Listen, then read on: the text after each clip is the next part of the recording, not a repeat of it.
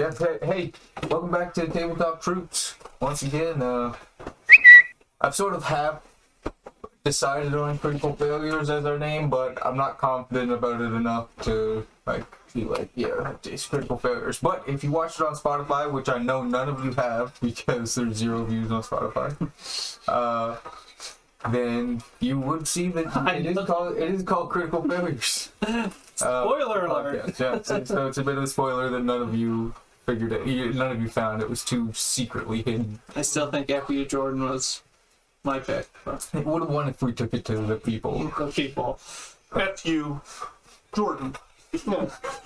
You say it the right way. George is happy that his name is in the title of the podcast. Yeah. Makes me the star. What can I say?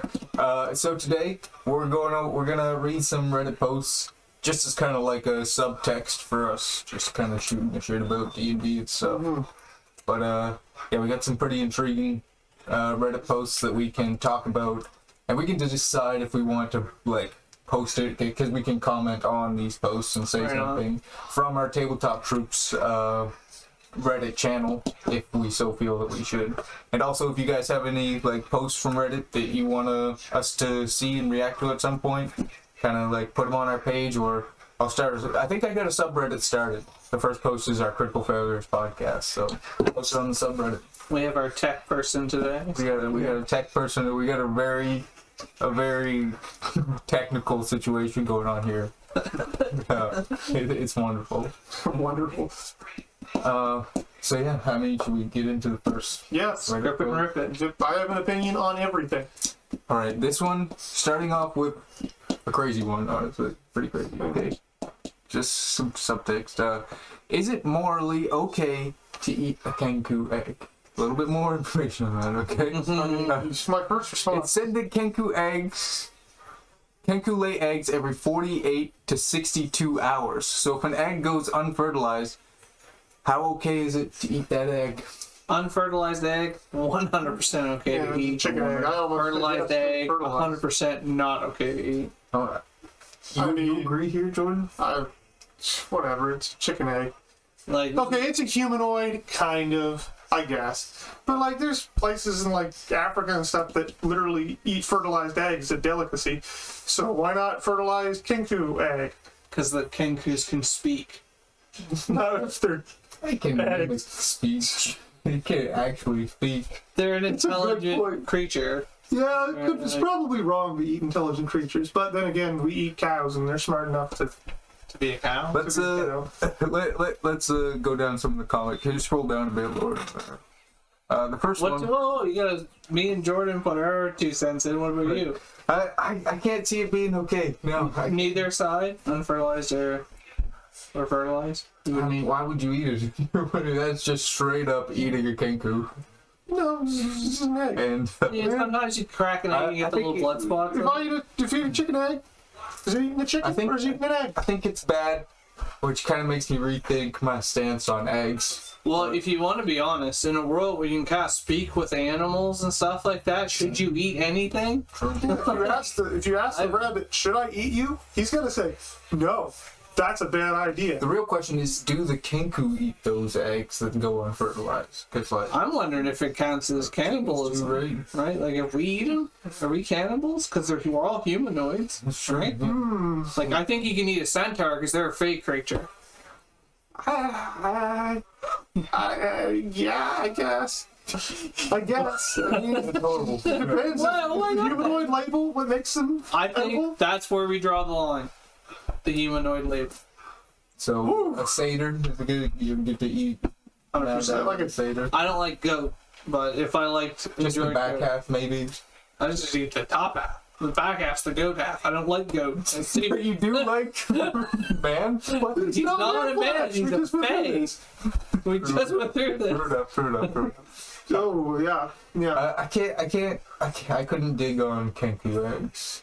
Yeah, I don't know. Probably pretty big. You might be right. I think Big, with my humanoid angle, I I probably think wouldn't. definitely Kenku eggs are eaten, but by more of the higher level of the evolved. Giants would go and Giants eat people. Giants, they basically live on half-life. and we chicken eggs, right? So I think that's where sort of I don't think. But I don't think we would eat chickens I if chicken spoke to us.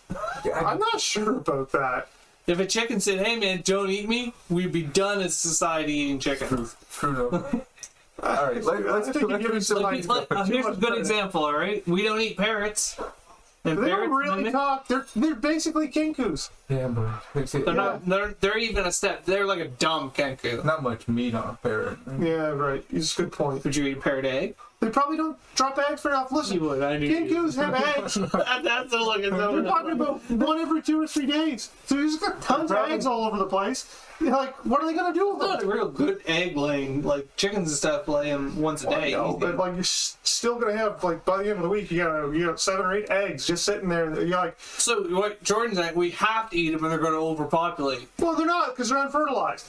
But you're gonna have to like just take them and dump them somewhere. Do you really want to just it's like take my egg basket and dump it every week? You better not eat that or that's cannibalism. Great fertilizer though. Eggs. You can't use them as fertilizer. If you can't eat them, you can't fertilize them. You gotta like bury them or something. If you can't eat dirt, you can't eat shit, but that's fine. Okay. Yeah, I'm gonna read some of these comments now. See what other people have to say, because I feel like we're getting pretty far down this rabbit hole. Well, isn't that the point? And you just don't open a rabbit hole up and walk by it. Fair enough. You smoke the rabbits out and find out what's in there. Might be a snake. I'm just I saying. did not. I didn't encourage that. In hard times, I'm just surprised no one's done it. That's all. Yeah, I mean, that's how Okay, they here's started someone, making here's cows. someone who I think agrees with you. All right, listen. It would be ethical to eat the egg with and only with the consent of the person who laid it. Yeah, sure. Culturally though, it would be analogous to human waste, a human placenta, or other human secretions. Da, da, da. Yeah, he's But the placenta is full of vitamins and all kinds of good stuff. That's a good point. That's why a lot of animals eat their you afterbirth. guys basically Like saying humans he's a have done weird for gross 1,000 hippie. years. He is? Yeah, He's calling himself a weird gross hippie. it's weird. Anyways, yeah, I think I agree with this weird gross hippie guy. Hippie. I think with the consent of the person who laid it, it would be ethical to eat the egg.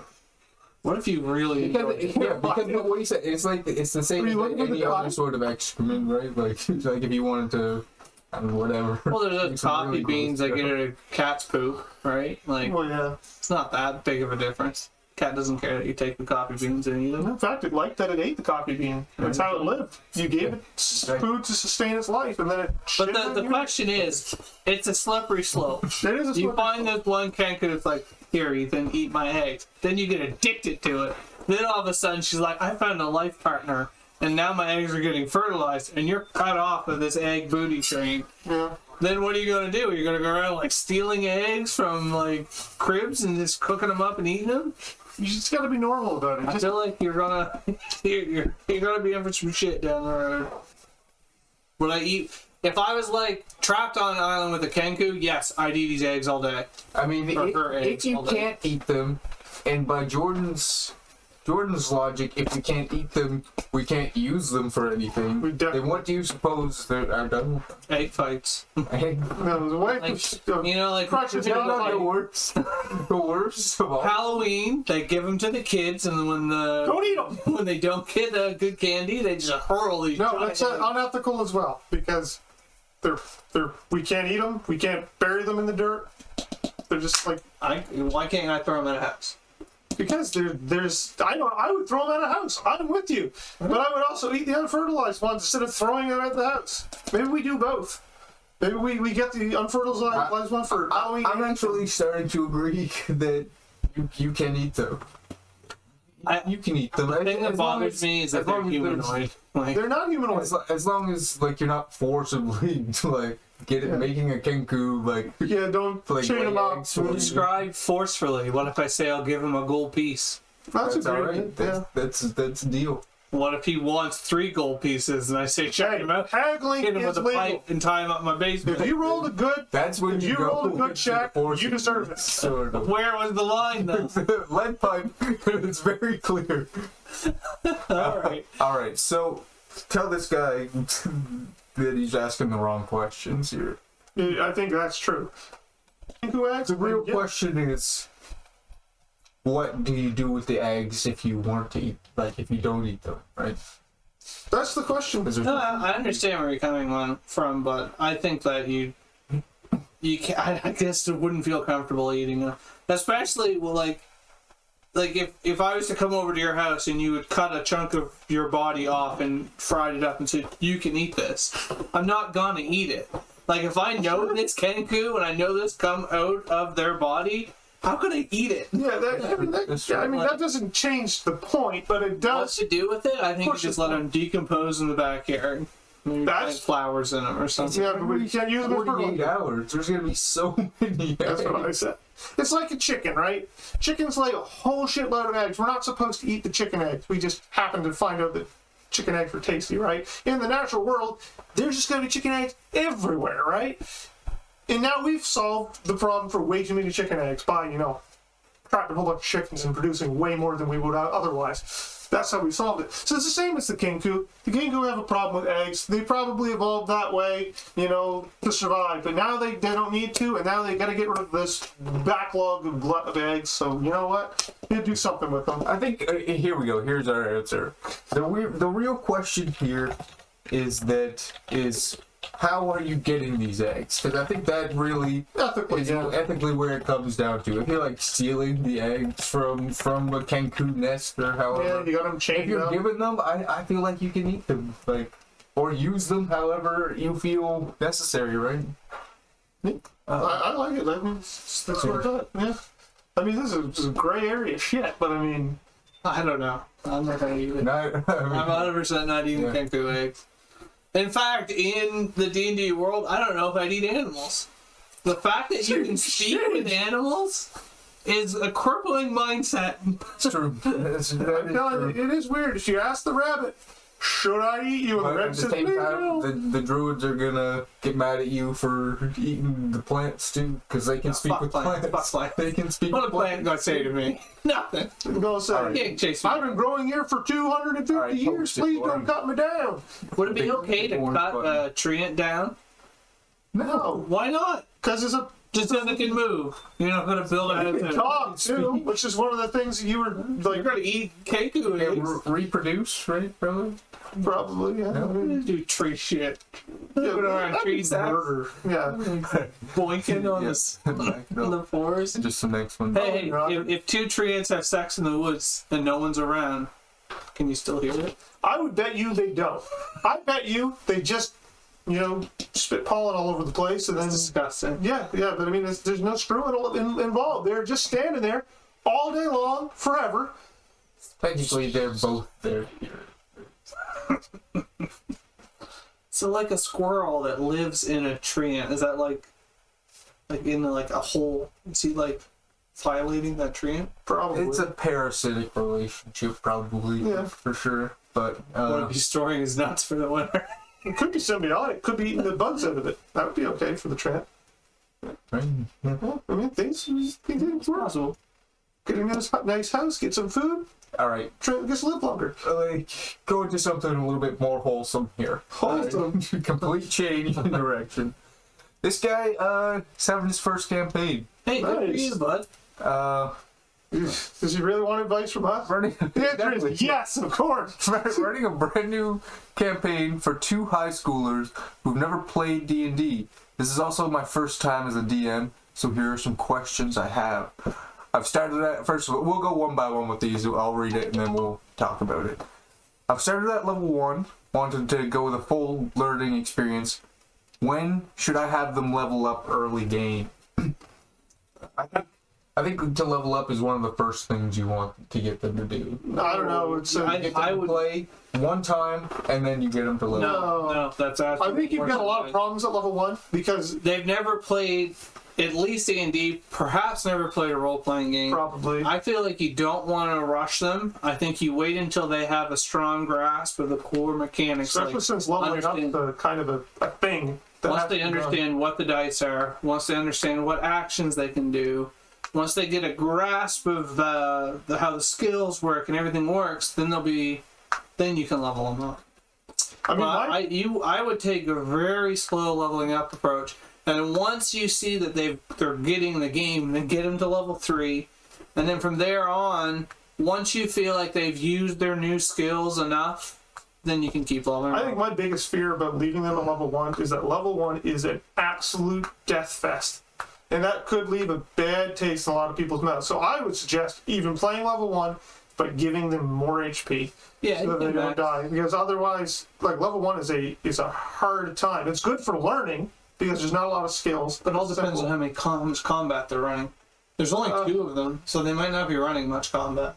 But there's going to be some kind of fight. When you run into a goblin, and the goblin just kills you, it's going to feel bad, especially for people that haven't played before. You don't want to leave that bad taste in their mouth. I feel like leveling up is sort of most of the learning that you do in It's true. D&D is like the ability, like the skills and all that, it more or less comes, and like But it could leveling be up overwhelming. isn't gonna like screw with your ability to learn like the skill. Like you can learn the skills all the way up Yeah, to but you're- getting to level 5. You sat down the first game, these people are like 13, 14, 15. They've never played a game. You're explaining what a D8 is. Nope, that's a D10. Oh, roll your D20, add your modifier, add your proficiency, and it's like, what? What's a Like, proficiency? Oh, why do you have 7 AC? Oh, I just wrote 7 down. Like, there's all this basic stuff that your first session is going to be just explaining the basics. Yeah. Like, you're coming in from ground 0. Yeah, Like, I these guys definitely- aren't full-blown adults that have, like, haven't No, played maybe around. they've probably done something like this before. If they're interested in this game, then they probably played something before. But it's still If they quite a have, thing to learn. They've probably never done tabletop. if they have a It's- general knowledge, that's a little different. Then you can level them up faster. But I mean, like, even video games and RPGs, like, a lot of that stuff is calculated for you, and you don't have to have a grasp on that to some degree. What But this about- is new. What about starting at level 2 rather than leveling them up early? I like starting level That's 2 better. because level I would 1 do that over sucks. leveling them to 2. I But I still don't like it. I'm on the complete. I like the level up because I think that's a big learning experience Yeah. is to have your level up and then sort of then you take it really slow from there. But okay, let's say someone took a paladin, right? So they're playing level 1. They play one session. They probably roll the d20 3 times. Okay, so they know nothing. They level up. Now you gotta choose spells. You gotta choose a fighting style. True. Things that are like choices that are gonna impact your playstyle and everything. That's true, but Like, like if you overwhelming. took a wizard, that's stuff that you need to learn at level 1. yeah. But if I'm playing my first campaign with new players, then they wouldn't be wizards. I'd be giving them a pre-gen, and I'd be giving them very simple characters. Yeah, here's a rogue. When I ran the girls, they're all around 8, 9, I gave them level 1 and we played 3 sessions before they leveled up. And it took the first session was a lot of explaining. You roll a d20 and you add this number. I didn't even worry about explaining what proficiency and modifiers and how the numbers got there. I just told them to add the numbers. After the first session, then I showed them how they got their numbers. Mm-hmm. And then when it was their turns, I just said, what would you like to do? You just say what you want to do, and I'll tell you what actions and what That's you what the can do and understanding can't of. They're a bit younger than what we're talking They about. are a too. bit We're talking about probably 14, 15 versus 9-year-old. But I mean, I still think your point's right. Yeah. I think that the game has to be eased into. There's people that's played with us for a long time, like a year or so, then they don't really build their own characters. So we build their characters for them, we show it to them, and when they level up, we help them level up. They have an effect on the character as it levels up in the direction the character goes, but they don't really understand that so much. I find leveling up to people that really don't know could be a task, an overwhelming task, or confusing. So I think avoiding leveling up to some degree, and that's why starting level 2 or 3 or 4 might be better.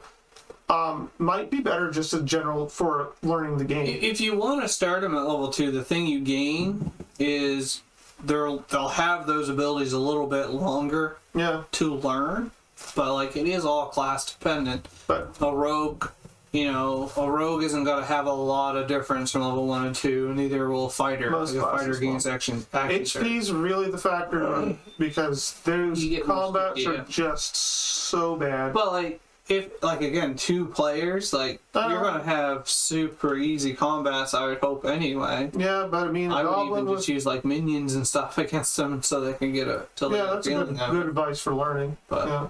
I imagine that again with 2 players, all your combats are going to be bad because Yeah, your action to some economy degree. is going to be so swingy.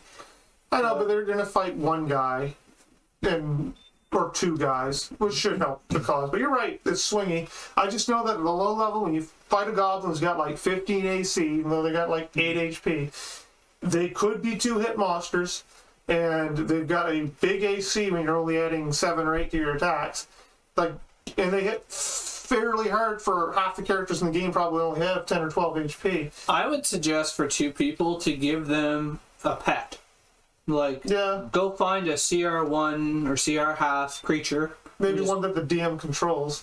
Yeah, to Exactly. kind of to backbone the characters. And just say, here's a pet wolf, and he is trained, or a pet bear or something, and he's in your party, and you control him, but depending on how the player, and then once the players get to a point that, Yeah, you know, they can give maybe, suggestions, or what could the wolf go over and do and Yeah. do that? Let them have a. then you have somebody agency that over you the can wolf. attack, and if this is a very powerful encounter, maybe this is like a CR2 or 3 boss, right?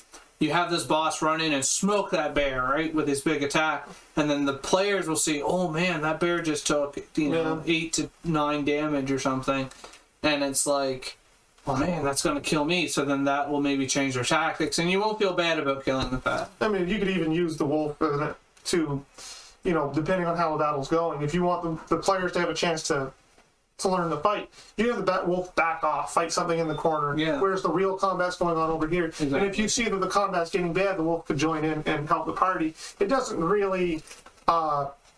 Plus, it could help if one of them's a rogue and needs someone to be adjacent. Yeah, and Like that if one could happen. guy's not a spell, like if one guy wanted to be ranged, kind of puts the other guy as the default tank. Yeah. Or this way, having a pet, he can kind of fill. I think the that pet's a tank. good idea, but. I would say minimum of 2 sessions, personally. Well, Two if I started them at level 3, say, I don't know that I would level them up for a long If you're time. starting at level 3, like you might as well play your mini campaign without leveling them up. Yeah, I think that's great. Like I play 6 weeks or a month, Oh yeah, I mean we've done that. or a month or 6 weeks. We sometimes we go a long time between level up, not necessarily you in can this keep campaign. leveling people up. yeah. Say around 3 sessions. I would 3. I thought you were gonna argue for less. I mean, I would, but you guys completely shut me down. I wouldn't even. Your first session, you're gonna get nothing done. No. Unless now maybe they watch Critical Role and have a general idea, Even then, or, it's not the same as being. or if they part of watch something. Let's Play videos or stuff. True enough. Two is an easy good to level up, I think, in my head. Like 1, if you get enough done, like if you can get a combat and some exploration RP done, then I think you're good to level up. But you're gonna find out fairly quickly, I think, what they want to do. That's true. If they want to be the fight everything, then maybe you should level them up a little quicker so you get survivability. But maybe they just want to be the, you know, maybe they're a bard and a rogue and they just want to smooth talk and steal don't know. shit. And Our first campaigns, or campaigns that our people that play their first campaigns, people tend to want to do something crazy the first time because they think they're free. So I think that leads to combats and it leads to damage and Yeah. it leads to situations. So I think that you need them to be strong enough for that. I think as people play, they get more into the role play type stuff. But I just, to me, kind of think that this is going to be but a as dangerous the campaign. DM, you can pull your horns in on a You couple. can, that's true. So you can kind of Like, tailor it to what needs to be. but you got to find out what your play group wants to do. Maybe they watch Critical Role and they love the role play of it, or maybe they love the Yeah. combat of it. Could be. It's hard to say. We don't know the people playing. We don't. But I mean, If they're big into tactics and stuff, well then yeah, they're probably good enough that you can level them up a little quicker, but yeah, you can tell that for the first night or two anyway. you will. You know, depending on what you see. But I would advise starting at 1 and going slow for the very first session. And then if you see that they're catching on, then level them up after the second session. Yeah. But It's definitely not something I'd rush. And people seem to think that higher level means more fun or more stuff. This game plays, like, because of the nature of role playing and because of the nature of games, you don't need to be high level, and there's almost nothing that you actually require in order to have a good time playing it.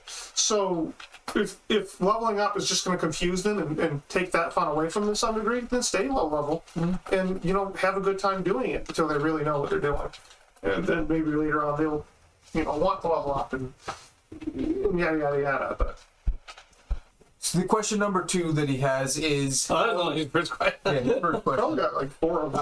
How long should the campaign go on for? Says he doesn't want it to be too drawn out or way too short. If your sessions are like 90 minutes to 2 hours, I would say probably 4 to 5 sessions for your campaign. Yeah. So about 10 hours.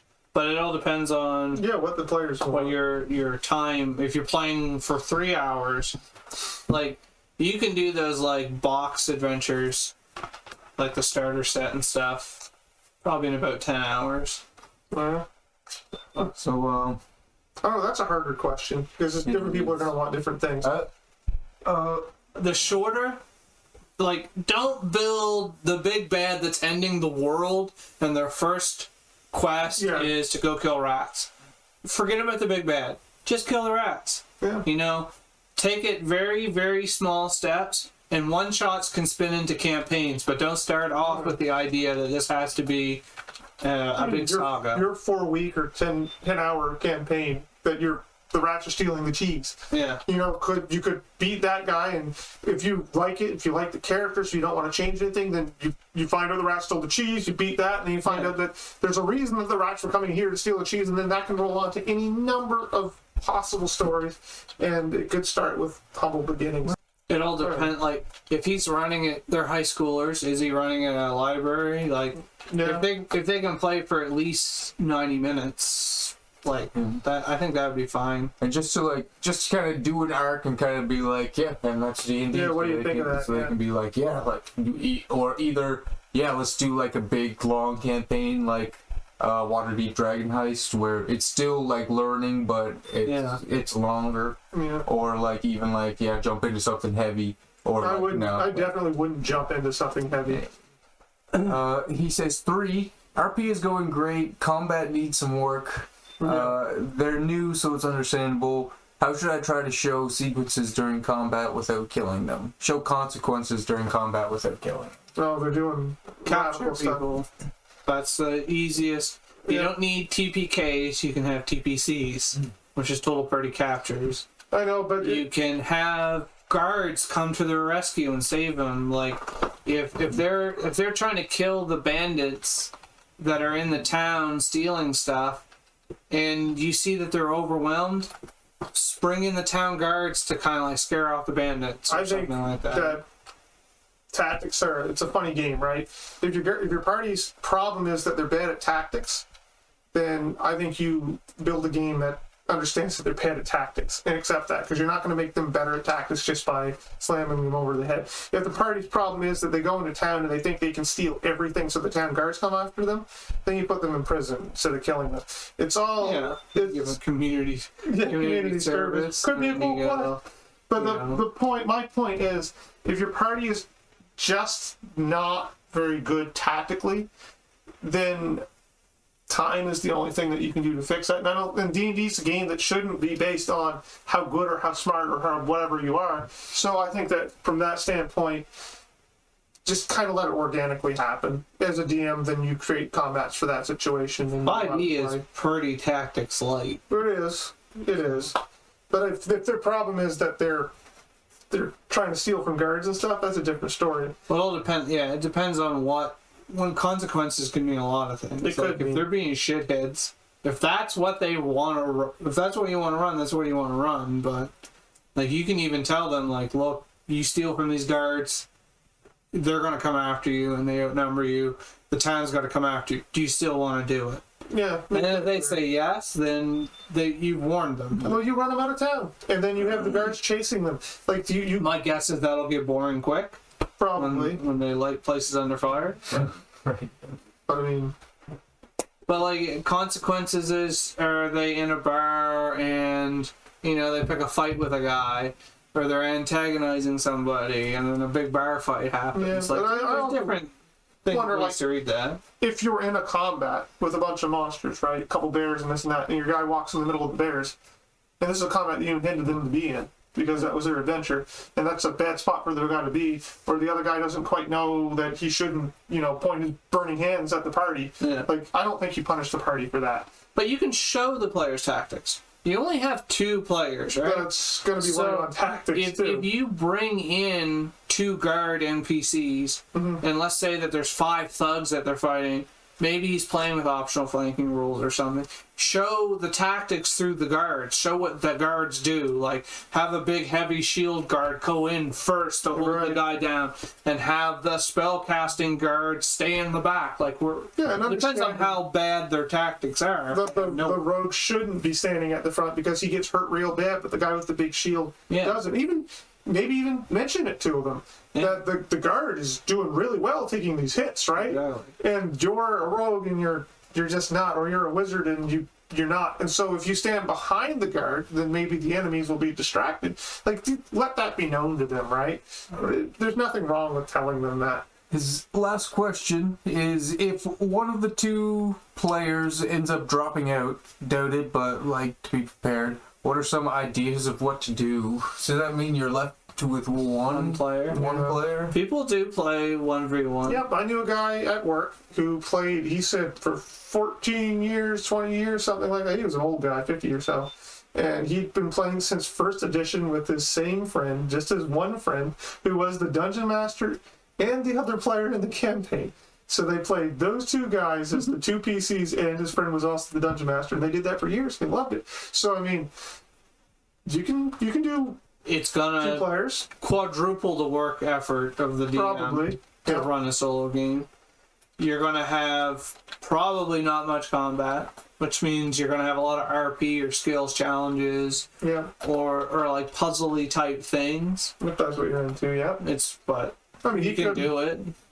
I'd say find more players, but Yeah, put the I don't know feelers how out. hard it is. But give him a pet again. One person give him like a mount or something he can get on, or I mean, give him single a player free creates feats or something to make him stronger. But like, my guess is if it's solo, you're looking at a 90-10 RP to combat split. Fellow DMs, this guy says. That's all of us. Yeah. Right. What is your favorite spell? I've been rather curious on what kinds of spells DM likes to utilize. Me personally, I absolutely love giving my bad guys Crown of Madness, even though it tends to be a rather hated spell. Yeah, that could be. It's a funny spell. I was thinking my most hated spell instead. Ooh, anything that's Power word paralyzed. kill. Power word kill is the least fun spell No, for I a DM to play. I disagree. I'd rather be power word killed than stun locked. With like whole person spells, those are the worst. So basically, power word spells, and like 'cause stun is another one, but Those those are terrible. are not But fun. favorite spells, which is the question. I love spiritual weapon As a DM, As a DM? as DM. that's just a pretty cool. shit stir. But yeah, It is a shit stir, but I don't know. I like confusion. I love confusion too. I like it's a random one. Yeah, that can be fun. for high level. I like Disintegrate because Savor. it has like the big consequences of you're gone. Like I compare. I've been disintegrated by you're Ethan. gone. I think it's the highest stakes that there is in D&D is disintegration. So I think that's fair. Spells like banish. I hate those. Yeah, they're I love fun. this guy mentions, and I love counterspell. It's like The guys are so good. terrible. I don't really like counterspell I like in general. I love and hate problem. counterspell. Like it's like it's so good when you're a DM and it's like like you guys don't have counterspell. I can just pick and choose which one of your spells automatically fails. Yeah, But it's then a when it dangerous gets to game. like the counterspell offs, it's like It's terrible. it's terrible. Like it's Yeah. counterspell offs are terrible. But in a situation where there's only one person with counterspell, it's an awesome spell and I love it. We've seen one of your campaigns. Was there 2 or three people that had access to counterspell. I think you ended up getting 3. Three, yeah. Right there. It was a nightmare. Absolute nightmare. I know, but it's the players, disgusting. It the doesn't feel players good. need counterspell to protect them from the bad things that happen. Like, I argue but they to let also- those things happen. well, it depends on how bad.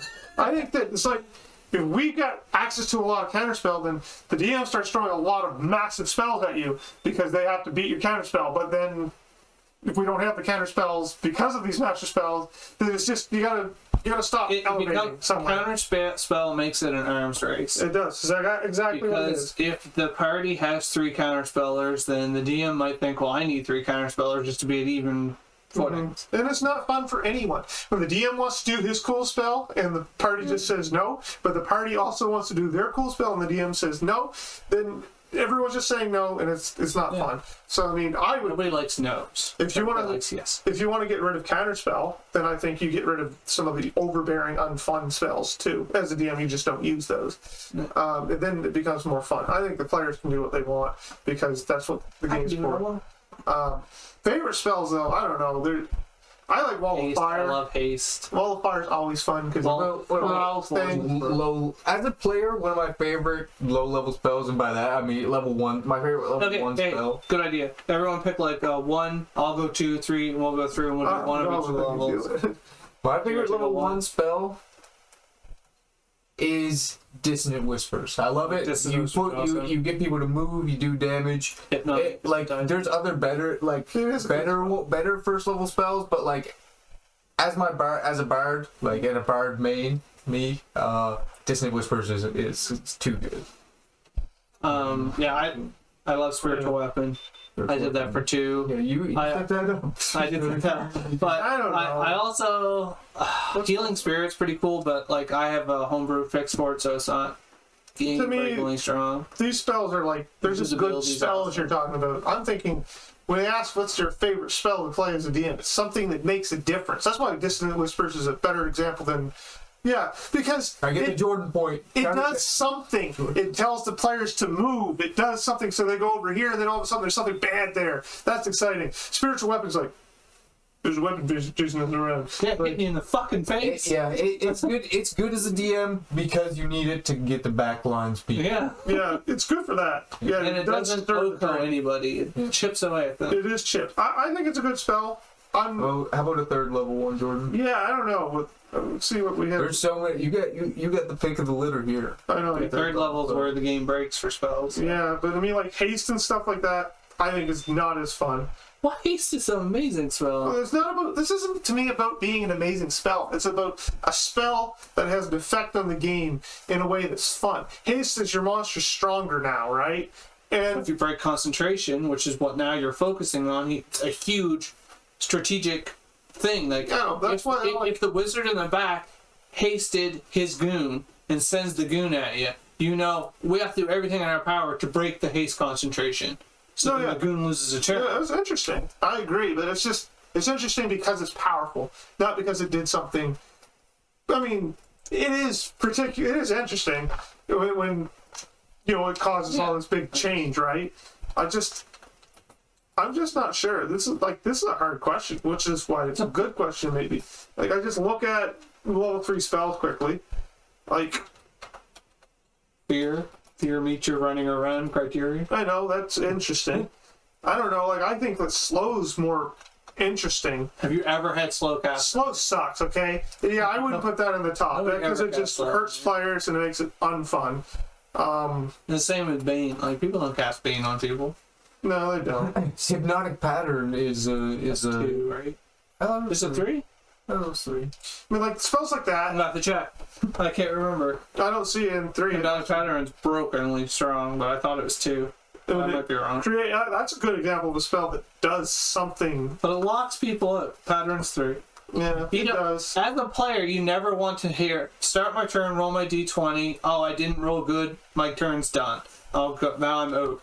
Like, no reactions, nothing. I'm throwing Hypnotic Pattern in there for our 3. Yeah, I can go with that. Oh, for 4th, I love Death Ward. But again, Jordan's going to complain because that's apparently not fun. It's an easy answer here. It's DD, Dimension Door. Dimension Door is All pretty day, good too. Dimension Door is. There's nothing more frustrating when the bad guy Dimension Doors away from you. Yeah, but it has fun things. You can jump in and say, "Hey, buddy, come with me," and then you jump out. That's not necessarily the bad guy, right? Something shows up and does something cool like that. Dimension Doors is a freaky little spell because it works with multiple players. Yeah. Yeah, Confusion and Compulsion, they're that type of mind screw spells. Death Ward's a good spell for DMs I because love it Death solves Ward. problems. I really liked the hither thither staff in the D&D movie too. Yeah, that was So cool. I like the hijinks that they went through with that. They kind of changed Dimension Door to work more or less like a portal that opens Yeah. and stays open. Even Divination's kind of fun for giving the ideas, like players' ideas, and pushing them in the direction. 5th level spell, Kenny's go-to spell, Yeah, which the stupid frustrates coins. the shit out of me.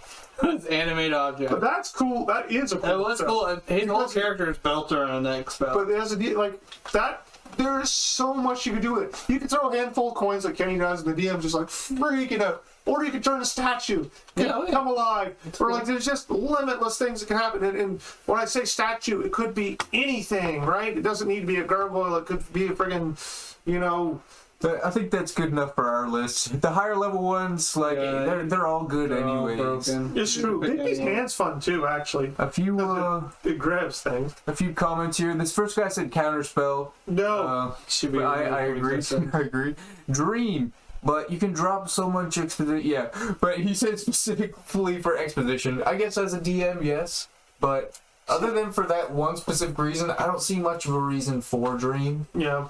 I like the idea of having like a Freddy Krueger type adventure where Yeah, you're going that'd be through cool. dreams and stuff. But that's pretty specific as well. Cry is super fun. Scry is kind of Scry fun. is amazing. It causes a lot of things to happen. Scry is like That's a high level spell. like a trump card as a DM. So it's But a then- hypnotic pattern. But then the players also get that eerie feeling when they make a save just out of the blue, out of nowhere. And it's like, that's kind of cool. All right, let's check out another post here. One more. Oh, we should have time for one more. Okay, this one seems pretty good. Pretty controversial, anyways. Nice. As controversial as Kenku eggs. That one was probably the most controversial. I can't believe we led with that. Wait, What's your favorite first level spell? Write in the comments what you think of the Kenku eggs question. That's a good question. Deep Scrambled, philosophical- hard boiled, poached. Right. Or Oh. fertilized. DMs, which is all of us. Shit. Do you love or hate when players kindly or not so kindly correct/help you with rules? Like, I love it. like rules. Do you love it though sometimes? Players can be dinky about it. He had a lot of stuff about his specific situation, but we won't get into I'll that. put it this way. If I say you can't do that because of X, and you say, well, the rules say this, I like that you know that, Yeah, but then I still have final say on the rule. Right. I might say no because of See- this, or I don't like that rule, so I don't. I don't believe in gaming the game, if that makes sense. So these nitchy titchy little things where you're trying to, this rule, if I tweak it this way and tweak it that way, and you're really doing really creepy bad stuff, I don't like that, and I don't like when players are trying to be so picky about it. But even players like Kyle say, like, you gave me this magic item the other day that said I can breathe underwater. And you're like, well, frig, yeah, I did, so now you can breathe underwater. That's like, that's cool. The thing, like, it happens once in a while, and like I DM, it happens to me probably all the time too. But there's so much stuff going on, Yeah. you might forget that it's actually dark, so you should have a -2. Yeah. So if I'm a player and the DM's like, I've rolled a 16, you're like, yeah, that just hit, and I'm like, did you remember that it was in the darkness for -2? Like, I will always tell the DM, even if it hurts us. Yeah, Just in case, then it's up to him. Nope, don't So I like- worry about it. I like that It's up too. to The him. game should be played right. I also believe that sometimes the funnest things happen in failure because they create situations, and when situations are created, people need to respond to them. And when you need to respond to a situation, that's when your best memories come. When you just went in, killed the dragon, took all the treasure and left, and it's like everyone was, I remember that time we killed the dragon, took all the treasure. When you went in and tried to, sneak up on the dragon and find out what it was, and you rolled 2 1s, and you couldn't even tell if it was a dragon or not. That's a fucking memorable moment. I think a DM speaking generally here, will appreciate being told a rule in a certain scenario, like a player being like, "Oh, this is actually what the rules say," and then whether you use it or not Exactly. is up to you. Again, Knowledgeable and people sort of are a like help. I feel like the rules lawyer. Sort That's of the guy thing, I'm kind of talking about. I feel like that gets into more or less when like you are like have a monster or something and like you're like, okay, like now like sort of like he resists non-magical BPS, let's say, and then someone says actually this monster doesn't have non-magical bludgeon period. For monsters, I would say that falls under metagaming. Yeah, that's a good point. That's a But- hard game to play, but I agree, it is metagame. If it's not monster stuff, like we had this happen with the troll. Like, you know, you gotta hit trolls with fire or acid, but do your players know that? Yeah. I know that as a player. Is it even metagaming to ask you if I can do a check on this monster? Right.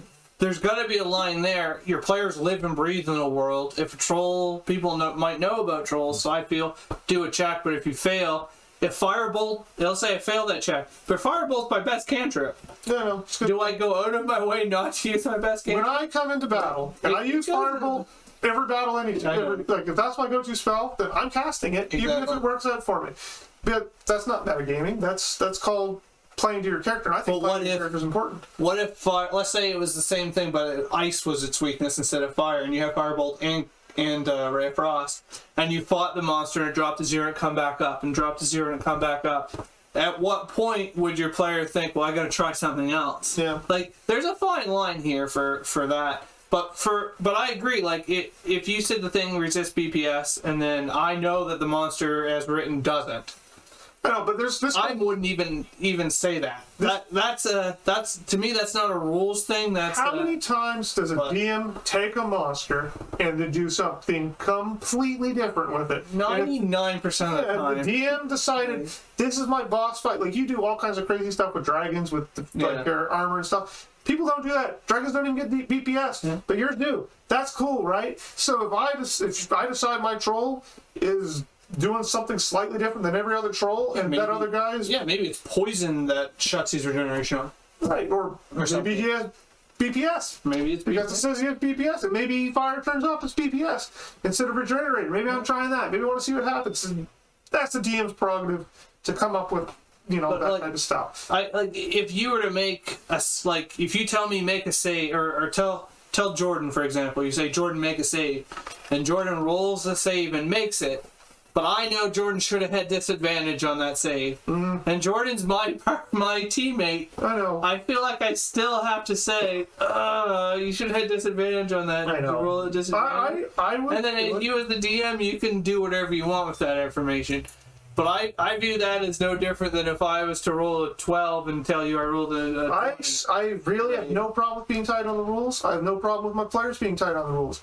I have problems with manipulating rules, like things taking advantage of spells. That's why I don't really like the Gloomstalker rogue thing that I have is a game goat character, and I don't like that. It's a kind of character that it just appalls me. And with invisibility This is and the situation. those elven boots that make you walk in silent. exactly, I have the invisibility, and I've also made those boots, but I'm not comboing them no, because that's I don't. To me, that's It's gamey. I call it gamey. yeah. and You're you can- gaming the system. And But- there are players that will learn these crunchy little rules to game a system that go into the situation. But I feel like even if that is raw, I feel like if I'm playing in somebody else's game, I'm gonna tell them right up, I have this combo that I can do. What's your opinion on it? Yeah. If I'm up front with you and you're like, oh, go ahead, do that. Then if I pull it out in a game and you're like, actually I don't want you to do that, Then you'll feel cheated. I'll feel a little cheated, but I will get over it.